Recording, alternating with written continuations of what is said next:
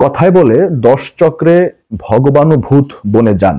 বিষয়টি স্বাভাবিক, কারণ নকলের ছড়াছড়িতে আসলটিও মাঝে মাঝে নকলের মতো দেখা যায় বা মনে হতে পারে।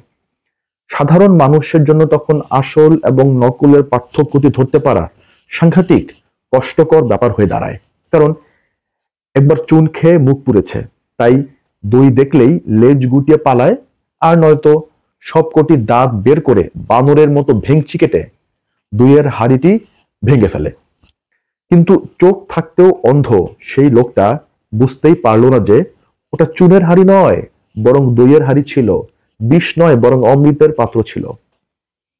শত শত বছর ধরে কাঠখোট্টা লেবাসধারী অহংকারী ও হিংসুক প্রকৃতির মোল্লা মুফতির ব্যাপক প্রচার প্রচারণায় এবং সেই সাথে লেসরা মার্কা স্যাসরা পীর সাহেবদের আজাইরা প্যাচাল গিলতে গিলতে সত্যিকার সুফি সাধকদের অমৃতের বাণীটিও সাধারণ মানুষের কাছে বিষ বলে মনে হয়।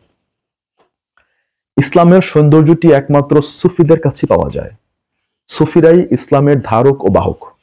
সুফিরা প্রাচীন গল্প, কিচ্ছা কাহিনী, মাসলা মাসাইলের প্যাচাল ও বাহ্যিক অনুষ্ঠানের উপর খুব বেশি জোর না দিয়ে আল্লাহ পাকের মারেফতের রহস্যে ডুব দিয়ে আত্মদর্শনের অর্থাৎ নিজেকে চেনার অর্থাৎ নিজের নফসকে চেনার পথে মানুষকে আহ্বানটি করে থাকেন।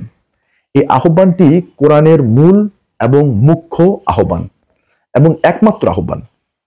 এই আহ্বানটি সমস্ত নবী রাসূলদেরও আহ্বান।